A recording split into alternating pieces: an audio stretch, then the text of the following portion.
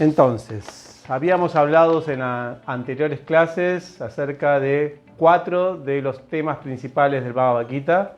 Uno, los seres espirituales; otro, las gunas o las modalidades de la naturaleza material; otro, el karma; y el proceso liberador, el yagya. Ahora bien, habíamos quedado de que ese proceso liberador implicaba una ofrenda, un acto de ofrenda, un acto de devoción hacia Dios. Por lo tanto, había que entender qué significaba Dios. Esta clase, y quizás las 2 siguientes, la vamos a dedicar a qué dice el Bhagavad Gita acerca de Dios. ¿Qué es Dios? El Bhagavad Gita presenta una teología filosófica o una teología dogmática, divina o religiosa. Son preguntas que no podemos contestar leyendo el Bhagavad Gita. ¿Cuáles son los aspectos que el Bhagavad Gita subraya de Dios? ¿Cuáles son los aspectos más importantes?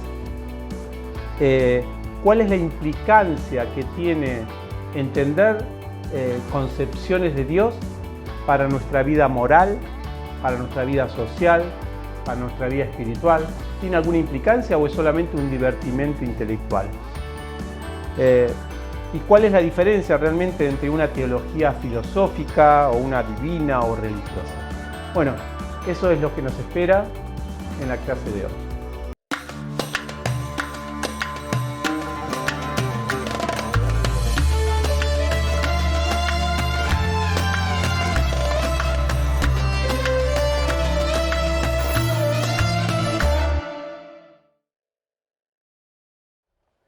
Entonces, vamos con lo primero.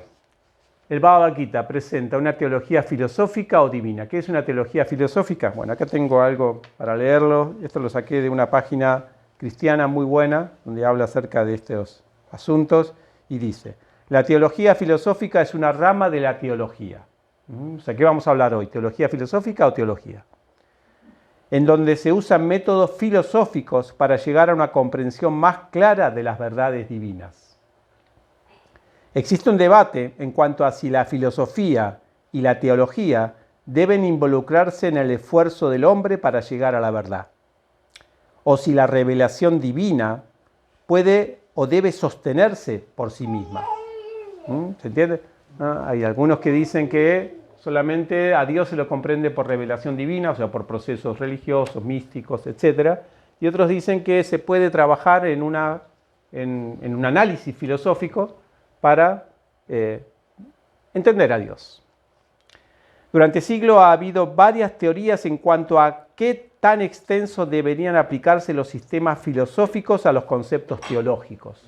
Parece como que la teología es algo sagrado que no puede entrar la mente humana, ¿no?, con su análisis.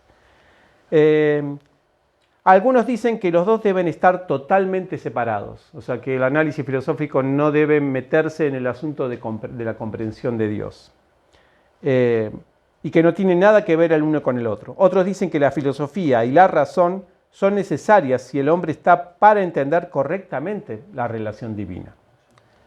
Aún otros adoptan un enfoque moderado, diciendo que la filosofía es una herramienta útil, pero que no se puede confiar en ella plenamente. Estas son las distintas posturas, y creo que el Bhagavad Gita, o sea, cuando nosotros hablamos de una teología filosófica, entendemos que es una teología que trata de probar la existencia de Dios a través de un análisis filosófico, acerca de las herramientas que la filosofía tiene para buscar la verdad.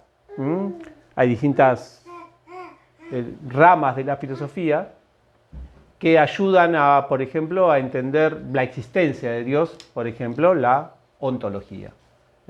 O otras ramas de la filosofía que ayudan a entender si hay un objetivo, cuál es el objetivo último, que eso tiene que ver con Dios, que es la teleología. Y así, hay distintas ramas de la filosofía que ayudan a analizar el asunto de la existencia de Dios, el propósito de la existencia y todo eso.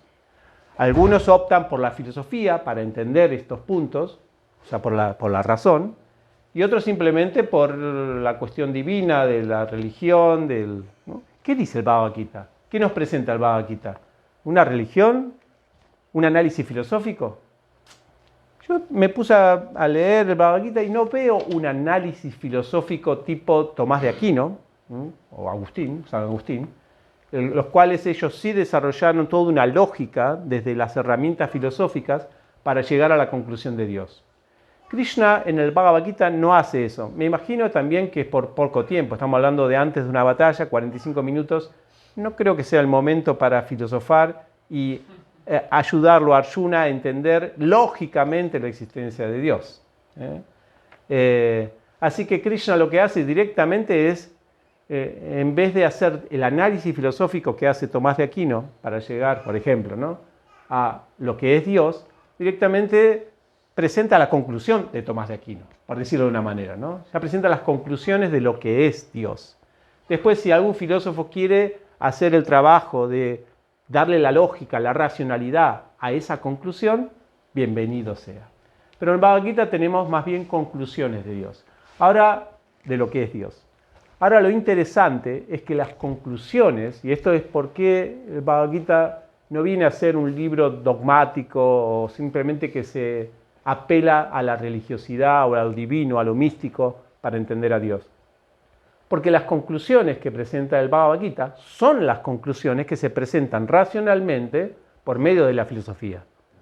Eso es lo interesante. O sea, llega al punto ese. Lo que pasa es que no hace todo el análisis para llegar a eso. Así que en un sentido uno puede decir, bueno, ¿qué presenta el Bhagavad Gita? ¿Una teología filosófica o dogmática, tribal? ¿Una teología así religiosa, sectaria o algo así?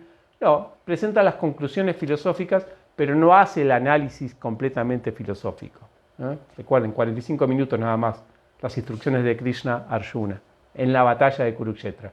No era un lugar, una escuela, donde estaban, una universidad, donde estaban todos tranquilos, tratando de... No, era algo con tensión. Así que había que decir las cosas como había que decirlas. Bueno, esto es para destacar. Entonces, ¿cuáles son los aspectos que el Bhagavad Gita presenta de Dios que son conclusiones filosóficas también? Esos son que Dios es uno, no hay muchos, es uno, eso se llega también por la filosofía. La filosofía, por la racionalidad, no se puede llegar a la conclusión de que existe diversidad en la causa última. Que Dios es la fuente de todo, que Dios es justo y no es celoso, que Dios nos ama y que hay una unidad y diferencia de Dios con sus creaciones.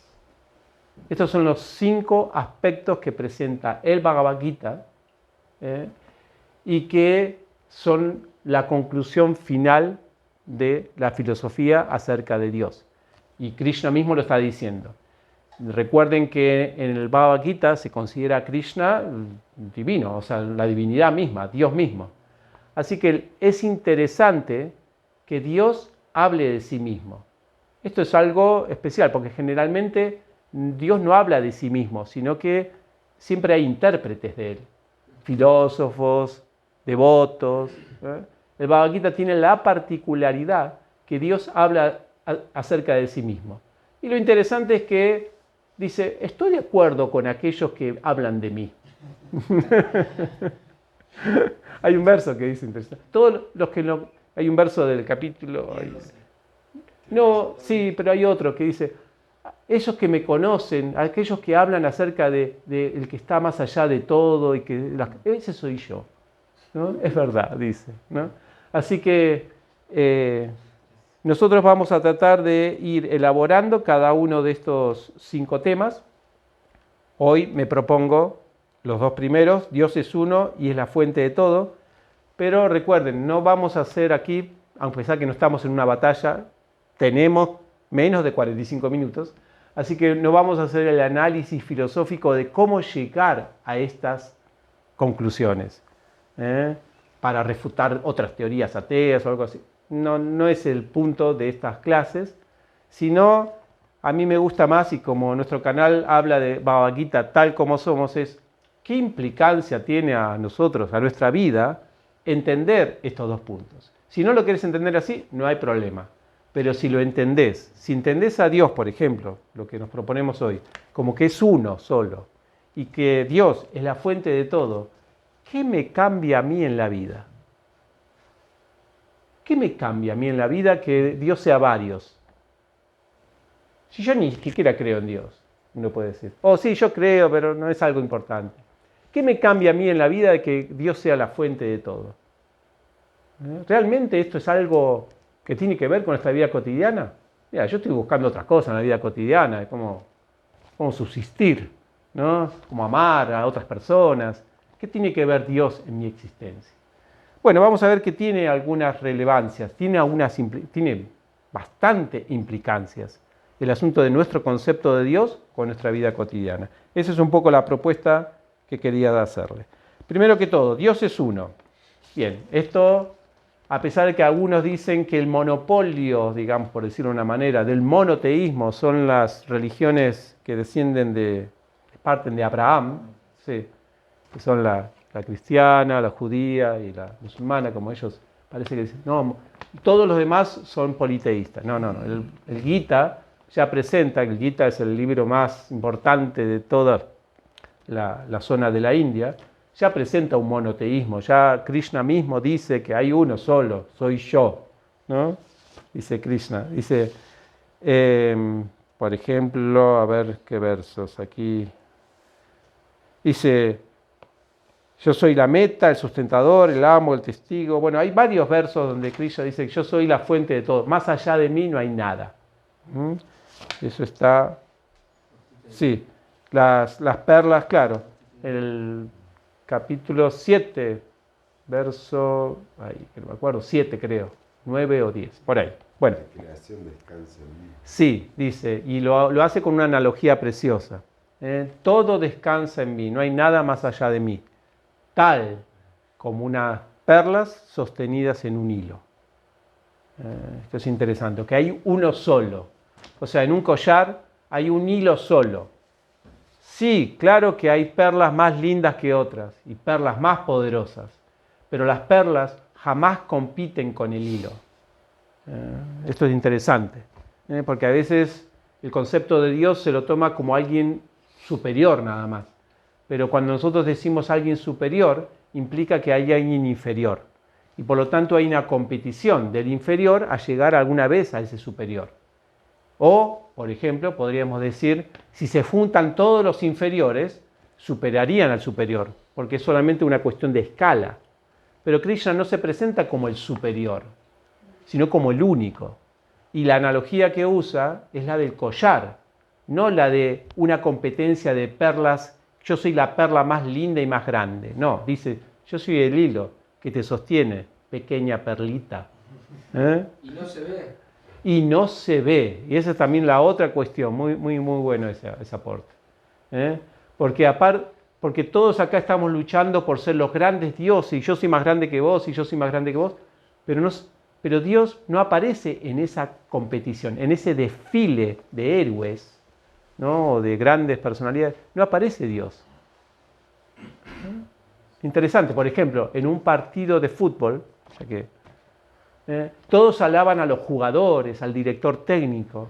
Y cuando sale campeón un equipo de fútbol, los visibles son los jugadores.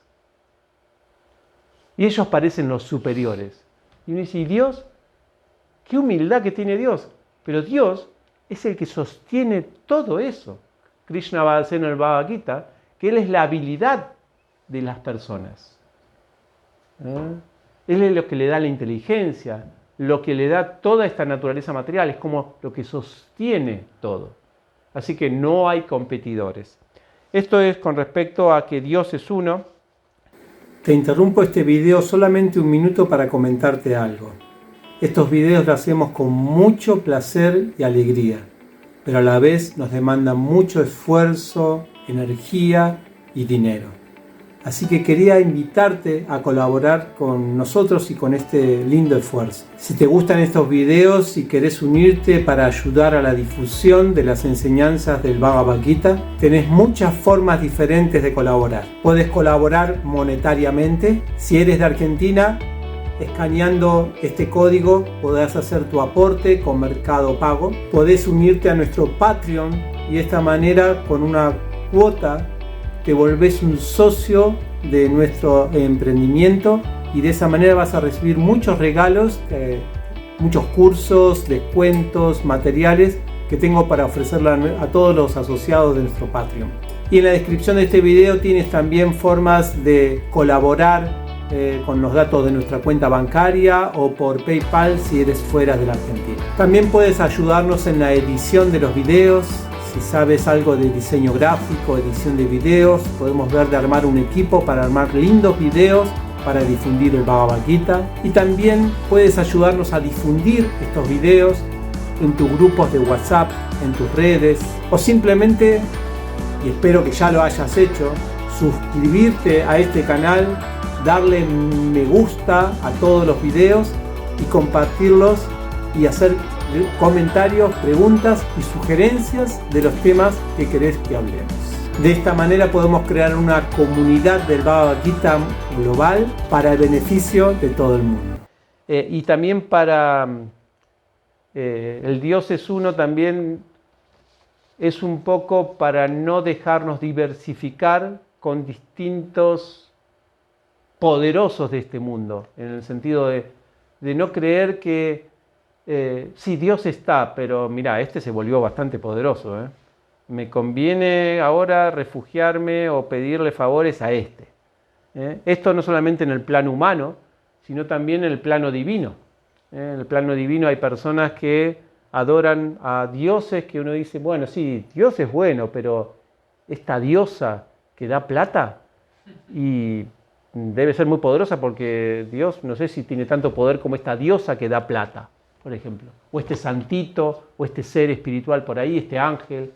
Sí, Dios es bueno, pero este ángel parece que ayuda mejor. Como si él estaría compitiendo en alguna habilidad con Dios. ¿Me explico? Entonces, al decir Dios es uno, se acabó. Se acabó el asunto de que no hay nada que lo supere. Acá tengo algunas. Hay un detalle que, sí, especialmente en la tradición hindú, quizá acá no se ve en Occidente, porque en Occidente está influido más bien por la cultura cristiana y ya se entiende que Dios es uno. Pero en la cultura o en las creencias hindúes, y seguramente habrán escuchado alguna vez, se habla de una trinidad, ¿no? La trinidad de Brahma, Vishnu y Shiva. Como que el universo está controlado por tres deidades regentes, que es Brahma el creador, Shiva el destructor y Vishnu el que mantiene. Entonces esto parece como que Vishnu, que es Krishna, que es Dios, es uno más de esos tres. Entonces ahí sí parece que hay una paridad de dioses. Ese concepto que está muy arraigado en la cultura hindú, como sí, son tres dioses, elegí el que quieras, o entre los tres hacen un buen equipo. Entonces parece así sí parece un politeísmo, o un triunvirato divino, por decirlo de una manera, ¿no? Están los otros dioses más, más administrativos. Pero eso, a pesar de que está difundido en la cultura hindú, en el Bhagavad Gita se refuta completamente. No existe ese concepto de triunvirato divino en el Gita. Sino, por ejemplo, él dice, en el 9.18, Krishna mismo, yo soy la meta, el sustentador, Vishnu, el amo, el testigo, la morada, el refugio y el amigo más querido. Yo soy la creación, listo, Brahma. Si Brahma era el creador, Krishna dice, yo soy el que te da la fuerza para crear. Y soy la aniquilación. O sea que Shiva también está apoderado por Dios para causar esa aniquilación. Soy la base de todo y el lugar de descanso y la simiente eterna. Bueno, hay varios versos más donde Krishna habla acerca de esa posición única que tiene Dios en todo. En el otro libro, el Bhagavatam, por ejemplo, y esto para rescatar también, el Bhagavatam habla más profundamente de la teología del Bhagavad Gita, mucho más profundamente y en detalle, Y cuando se describe a Dios, no se lo va a describir como Dios, como la palabra Dios que nosotros entendemos, como el Dios, una traducción sería el más poderoso, ¿no? Sino como Asraya. Asraya es una palabra sánscrita que significa el refugio de todo, o sea, donde se sostiene todo. Que esto tiene mucho que ver con esta analogía que dijimos del hilo que sostiene todas las perlas. Es un concepto un poco diferente porque Dios a veces parece un poder gobernante nada más, un rey, que también a veces se lo tiene así, inclusive en las culturas más bien de Medio Oriente, ¿no? Como el rey, como el máximo. Rey de Reyes. Sí, el rey de reyes o algo así. En cambio, el Bhagavad Gita más sostiene la de que es un refugio de todo. Por eso esa unidad, que no pueden haber dos refugios de todo. Eso por esos lados. ¿Qué implicancias tiene esto en nuestra vida? Entender este concepto de Dios. Bueno, primero que todo, para los que meditan, es fundamental. Porque, o los que oran, los que hacen pedidos de ayuda, los que se conectan espiritualmente, es fundamental que Dios sea uno. Si no es cualquier cosa. Hoy en qué meditamos, y hoy vamos a meditar en Ganesh, y hoy en qué meditamos, y hoy vamos en la Pachamama, y hoy en qué meditamos, y hoy meditamos en este. Y está bien, uno puede decir, soy hijo de la diversidad, pero eso no es yoga. Eso es contemplar los aspectos de esta naturaleza, o los aspectos de las creaciones del único. Entonces no nos estamos conectando con el único espiritualmente, no estamos haciendo lo que se llama yagya, que dijimos anteriormente, sino que estamos meditando en las partes de ese único. En la anterior clase, ustedes me preguntaron al final acerca de, sí, uno puede hacer yagya, puede absorberse en Dios, pero después no respeta a los demás. ¿Vieron que esa fue una pregunta que surgió en la anterior? Y yo le dije, esperen a entender el concepto de Dios para ver si realmente una persona está adorando a Dios. Que eso es a veces lo que más se acusa a veces a los religiosos, de que adoran a su Dios, que es su divino y todo eso, pero después no ayudan a las personas. Puede pasar eso, ¿no? En algunas tradiciones. No es a veces el tema del cristianismo, que sí se basa en que Dios está en el prójimo, pero al verlo en el prójimo, eso también es un problema, se deja ver al único, porque al final su meditación es diversa. Pero bueno, son distintos aspectos de cómo hacer el yagya correctamente, porque el yagya no significa beneficio a la humanidad, porque si haces beneficio a la humanidad siempre va a haber otra área de la creación del Señor que estarías menospreciando, porque estás solamente sosteniendo la humanidad, y los animales no, y la creación no, y la naturaleza no. ¿Cómo sostenés eso? Entonces, a veces es difícil decir adoro la totalidad. Lo mejor, más que decir adoro la totalidad, es adoro al origen de la totalidad, al único. Eso es yagya. Y una vez que hacemos el yagya como corresponde, entonces esa meditación, entendemos que Dios es único, es fácil la meditación, y la meditación llega a todos. Porque uno lo considera la fuente de todo, el refugio de todo. Es importante en la meditación tener focalizado en un solo objeto, y la conciencia de que Dios es uno es lo más importante. También otro asunto, otra implicancia para la vida cotidiana de que Dios es único, que supone entender este concepto, es que no hay nada que supere el control de Dios. Y esto, en un momento, bueno, primero dijimos la focalización es un factor, como meditamos, pero también la seguridad en esa focalización. O sea, la confianza que nos viene por focalizarnos en eso solo.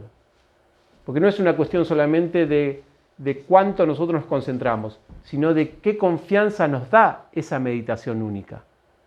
Porque puede suceder de que alguien diga, bueno, estoy meditando acá en esto que me dijeron que medite, que es Dios. Pero, ¿será que esta meditación me llega a satisfacer todo? o voy a tener que comprar algo más en el supermercado de la meditación, en la góndola. Tengo que buscar algo más para meditar.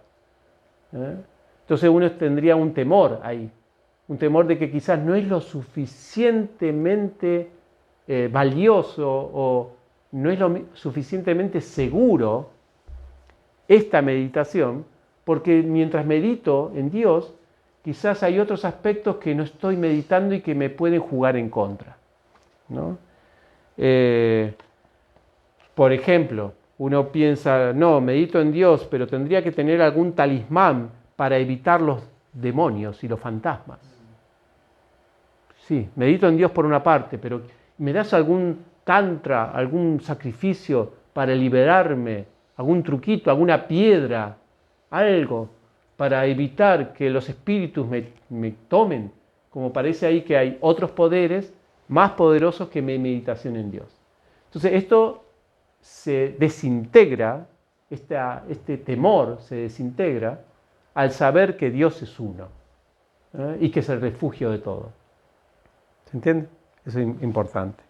Entonces también nos da mayor seguridad en nuestro refugio, en nuestra meditación, y la podemos hacer sin temor. Por eso que ustedes ven la historia de ciertas personas en el mundo exitosas a nivel divino, inclusive para hacer hazañas materiales, humanitarias, ellos se caracterizan porque cuando se refugiaron en Dios no tuvieron ningún temor. Hay muchos ejemplos de personas que hicieron hasta revoluciones políticas. Hay una película muy linda que se llama, ahora me olvidé, Harriet. Se la recomiendo. Es de una persona de color, una mujer de persona de color, que luchó para liberar a los negros esclavos en Norteamérica. Y ella era una mujer que no sabía ni leer, no tenía fuerza física, nada, pero la fuerza que tenía para llevar a cabo eso solamente la tenía por Dios. Dice, si Dios quiere esto, yo lo hago. Fíjense que ella no consideraba a toda la política, a todo el ejército más poderoso que su meditación en Dios, porque ella consideraba que Dios era la fuente de todo. Esto es lo interesante. No era una lucha de poderes, no. Acá estoy con el ganador, que es Dios. Así que eso es importante para el concepto de Dios es uno. Y el otro concepto, llegamos, ¿sí? Para terminar, Dios es la fuente de todo. Entonces, sí, hay varios versos en el Gita donde habla de que Dios es la fuente de todo. Uno es el que nombraste recién, el 10.8. Yo soy la fuente de todos los mundos materiales y espirituales. Todo emana de mí, ¿no? Dice ese verso.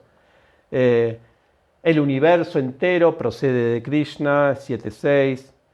Dice, en la creación no hay existencias no concebidas por el Señor.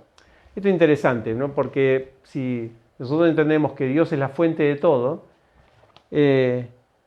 entonces podemos darle relación a todo lo existente con Dios.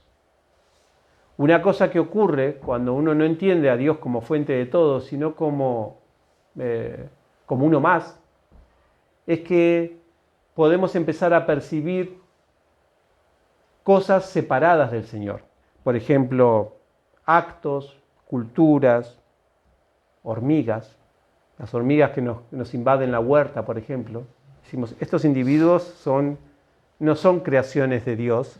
Uno quiere matarlos una y otra vez. Que revivan y matarlos otra vez. Como me están comiendo ahí, el huertero seguramente tiene experiencia de eso. Serpientes, esa serpiente, ¿no? Acá en la zona, son individuos que no tienen nada que ver, hay que matarlos porque sí. Todas esas cosas nos dan una idea, o sea, cuando nosotros intentamos aniquilar algo, es porque no le estamos dando relación a eso a Dios. Creemos que es algo fuera de Dios. Las personas también, ¿no? Obviamente. Estos son enemigos, estos no sé qué son, violadores, son abusadores de niños. Y uno dice, pará, ¿hasta dónde te vas? ¿Y qué pasa con el mal? El mal es la fuente de Dios porque esas personas hacen un mal. ¿Eh? Están haciendo un mal. ¿Acaso yo tengo que verlo como que tiene relación eso con Dios? ¿Dios es la fuente de ese mal? Tremendo eso, ¿no? Sí, Dios es la fuente de que haya mal, porque no es que el mal se le escapó a Dios, pero no directamente. Dios es la fuente del libre albedrío. Y cada uno con el libre albedrío hace el mal. O sea, la causa última de que exista el mal es Dios, porque Dios dio el libre albedrío. Pero no es que es la causa directa de que las personas con su libre albedrío hagan el mal. Entonces, interesante ahí. Entonces, ¿cómo nosotros vemos a las personas malvadas en relación con Dios? Nosotros vamos a atacar a esas personas, no a las personas en sí, que son creaciones de Dios, sino al mal uso del libre albedrío que están haciendo esas personas. Eso es lo recriminable, porque esa es la creación de esas personas. Entonces, esto inclusive está en la ley, un poco en la ley. Por ejemplo, una persona que comete un delito, uno podría preguntarse, un delito fuerte, uno podría preguntarse, ¿por qué tiene derechos esa persona? Porque tiene derechos, ¿sabían? No es que se la puede, ¿cómo se llama? Apalear ni nada de eso. No se la puede. O sea, inclusive cometés un delito, más en Argentina, ¿vieron? Que te vienen a robar, vos lo castigás y vas preso vos. O sea que ahí, ¿no? En ciertas... Entonces uno dice, ¿por qué no? Porque supuestamente todos tienen la dignidad de Dios. Supuestamente, ¿no? ¿Qué es lo que hay que enjuiciar de esa persona? El acto. ¿Ah? El mal uso que hizo de su libertad. Eso es lo que se enjuicia. Y eso es lo que se trata de arreglar de la persona. No aniquilar la persona. Interesante, ¿no? Eso, para verlo. Entonces, cuando nosotros vemos entonces que que Dios es la fuente de todo, nuestro acercamiento a todas las personas, nuestro abordaje, nuestro tratar a todas las personas, a las cosas, a la naturaleza, al universo, a todo, es desde otras perspectivas. Es como, por ejemplo, si nosotros entendemos un árbol, la totalidad de un árbol, bueno, esto no es un árbol, ¿no? Pero entendemos la totalidad, entendemos que todas estas partes son partes de un árbol, entonces no hay manera de enojarse con un árbol, no hay manera de enojarse con una hoja, de decir, esta hoja está haciéndole algo mal al árbol, ¿no? O como esta hoja es externa.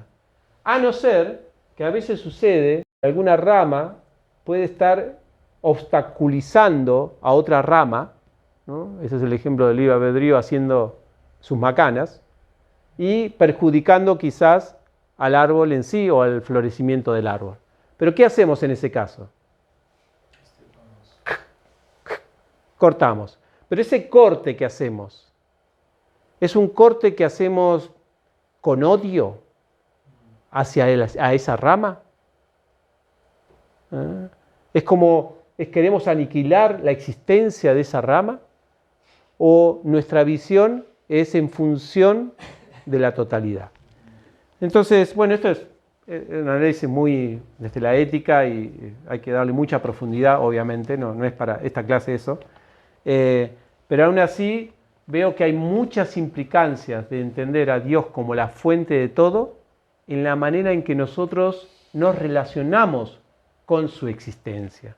No solamente en el plano de las relaciones interpersonales, sino también en el cuidado de la naturaleza y otros aspectos más. Sí, animales, etc.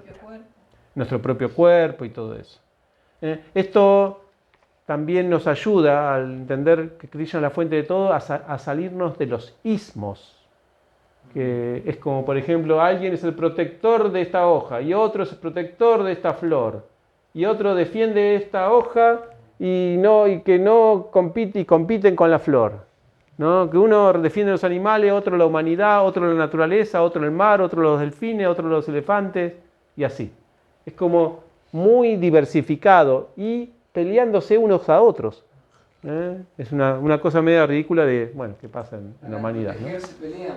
Claro, para protegerse se pelean entre ellos, y ¿quién es el que va a perjudicarse? El árbol entero, de una u otra manera. Entonces, entender a Dios como la fuente de todos puede crear esa unidad, esa cooperación entre todos los elementos de esta existencia, viendo desde esa manera. Bueno, eso es lo que quería compartirles con vosotros por hoy, son esos dos temas. La próxima clase vamos a seguir con Dios es justo y no es celoso. Esto es un análisis más de por qué, ¿cómo se llama? Le pasan cosas malas a las personas buenas y todo ese análisis por ahí, que Dios nos ama y la unidad y diferencia con Dios. Muchas gracias por escuchar.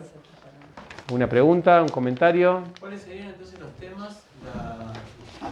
Los temas... Sería como de que Dios es uno, como algo bueno para enfocarse, como para tener una concentración. Uh-huh. El otro aspecto sería como entenderlo como que es lo supremo, y eso nos da una tranquilidad de que estamos meditando en el como se dice, el Todopoderoso. Y la otra, ¿cuál sería? Que Dios es la fuente de todo. la fuente de todo. Esos serían los tres aspectos. No, son dos aspectos. Dios es uno, lleva dos implicaciones que las acabas de decir. Y Dios es la fuente de todo, lleva otras implicaciones. De todas maneras, siempre está mezclado. Y este asunto de las implicaciones que presento acá es un análisis personal. Seguramente ustedes van a poder encontrar, y todos los que están viendo aquí, muchas más implicaciones de lo que causa entender estos conceptos de Dios en la vida cotidiana. Eso ya es más algo personal. Esto lo analicé desde mi experiencia personal. ¿Qué me pasa a mí cuando yo pienso que Dios es uno solo? Y a mí me pasa que yo tengo una seguridad de que ya está, no tengo que requerir de ayuda de otros, en un sentido, porque ya es la fuente de todo. ¿Y qué pasa cuando yo siento que todo está en relación con Krishna, que Krishna es la fuente de todo? Bueno, entonces esto es sagrado. Todo es sagrado, porque todo proviene de Dios. Entonces de esa manera se puede cooperar, no tener discriminación, etc. ¿Está bien? Un punto interesante es que para poder sentir eso que decías recién hay que aceptar primero. Tal vez sería un buen tema para otros. ¿Aceptar qué? Y aceptar que eres el refugio, la fuente. Claro, porque claro. Si no, no lo podés sentir. Primero tenés que aceptarlo de alguna manera u otra, sea ¿Sí? porque te lo dicen, porque uno lo entiende, porque lo deduce. Bueno, un tema interesante, sí. ¿Por qué algunos aceptan y otros no? Ese puede ser un tema. No, esta clase no es para ateos, sino son para los teístas que tienen que afinar su concepto de Dios. No, para los ateos, listo, ya no hay ningún concepto de estos, sirve porque no consideran, obviamente, que Dios es uno, o sea, que ni siquiera es Dios. Claro, entonces no hay cuestión ahí. Esto es más que todo para que el teísta lleve a cabo el yagya de la mejor manera para que produzca los resultados. Porque es la pregunta que ustedes, es un emergente que salió en la anterior clase, que decían, yagya, sí, adoro a Dios, pero no respeto a los demás. Bueno, eso es porque no están los 5 conceptos estos en el teísta apropiadamente asimilados. Así que no es una cuestión de aceptar o no aceptar, sino de entender en tu concepto teísta qué es Dios. ¿Está bien?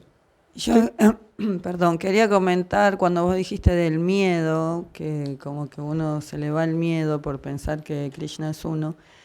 También el miedo principal para mí personalmente es que uno no tiene realizado que realmente tiene una relación con Dios. Porque como uno está olvidado de esa relación, se piensa que aunque sea orando al Dios uno, Él como que no nos escucha o no nos tiene en cuenta.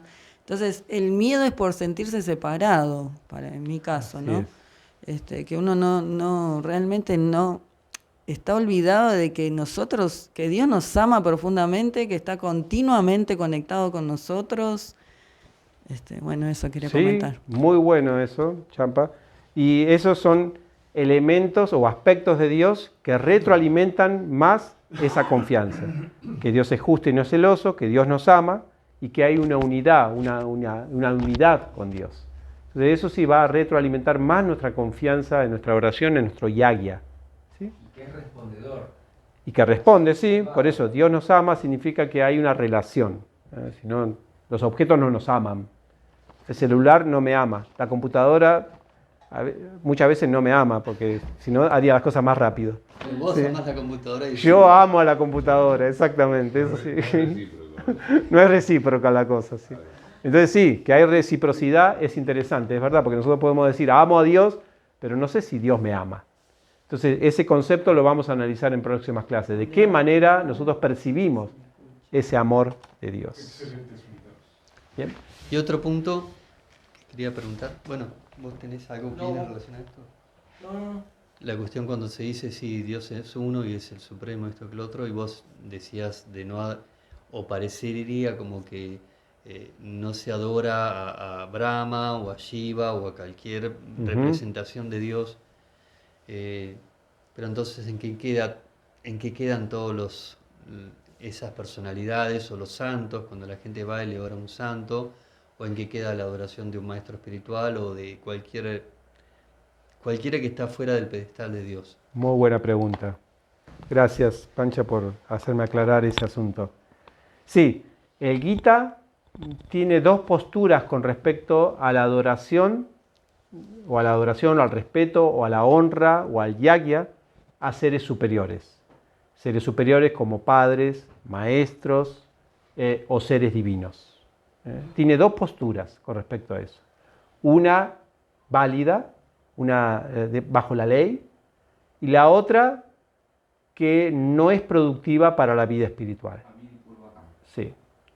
La primera, la que es correcta, implica la adoración o este respeto por seres superiores, por maestro espiritual, por padres, se hace como una responsabilidad social, una responsabilidad civil, universal, una responsabilidad familiar, como un deber, como un agradecimiento. Eso es como instrucción cívica. ¿Vieron? Bueno, eso es como lo que debemos hacer. El Gita va a aceptar eso como, no es que para el Gita no es como un pecado, por así decirlo de esa manera, el respetar, adorar a seres superiores. No, al contrario, significa que uno está aceptando una supremacía de alguien y le está agradeciendo por las dádivas que uno recibió.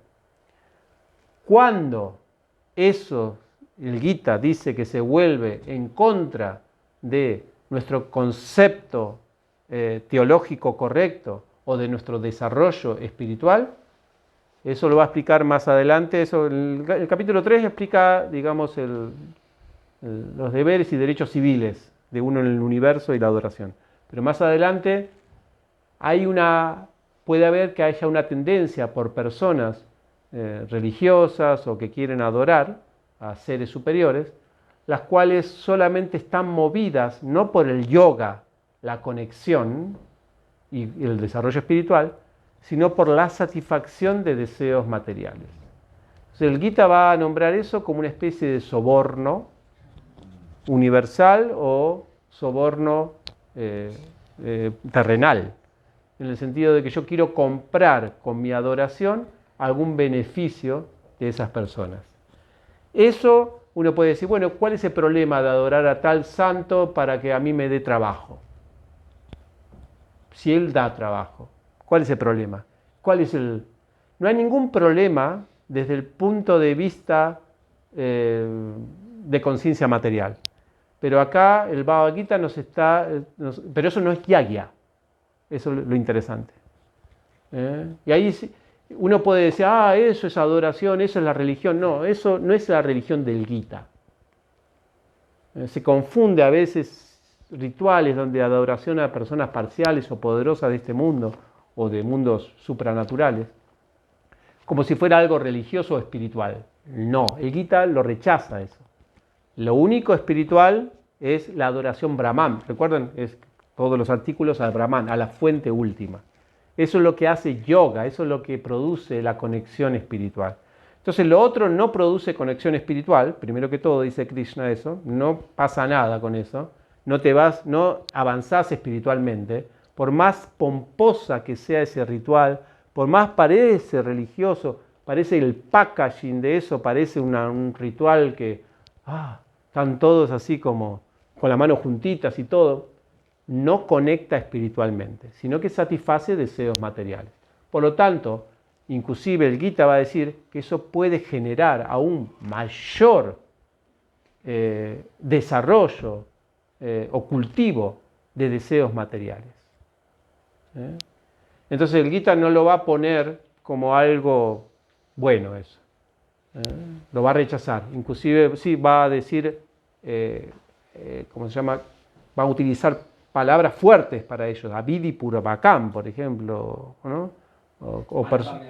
Sí, personas con que la inteligencia espiritual es poca o nula.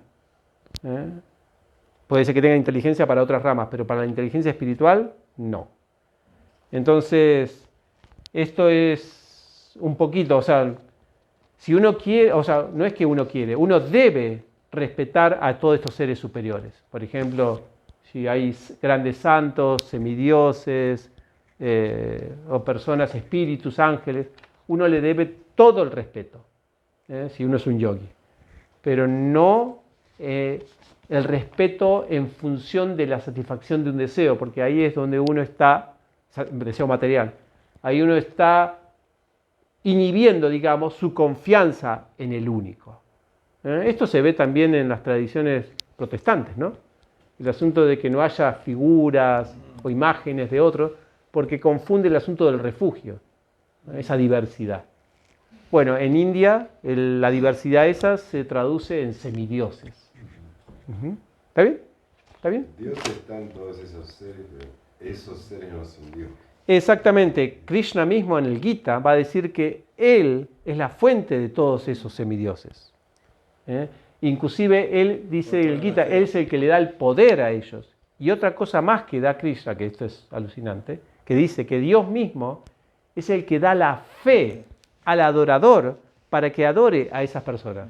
Porque si no, esas personas no podrían tener la fuerza suficiente para causar atracción a otras personas. O sea que inclusive la atracción que se genera en un adorador hacia una entidad de este mundo, esa atracción es creada por Dios. Sí, bajo el deseo de la entidad viviente. ¿Está bien? Bueno. Yo quiero tener una cosita más, que hay un verso del Bhagavad Gita que me parece interesante, porque uno podría tener ciertos recelos de entender a Dios como Krishna, con la figura de Krishna, ¿no? Entonces hay un verso del capítulo 8 que dice que se debe meditar en la persona suprema como aquel que lo sabe todo, que es el más antiguo de todos, que es el controlador, que es más pequeño que lo más pequeño, que es el sustentador de todo, que está más allá de toda concepción material, que es inconcebible y que siempre es una persona.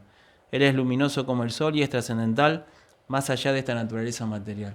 Me parece un concepto que Krishna está dando como muy abarcativo, no sectario, ¿no? De lo que sería la persona suprema, ¿no? Por si uno tiene algún recelo o algo. Un concepto filosófico de Dios, exactamente. Sí. Hay que ver cómo se llegan a esos conceptos por medio del análisis filosófico. Pero Krishna ya lo está diciendo. Significa que cada una de esas cualidades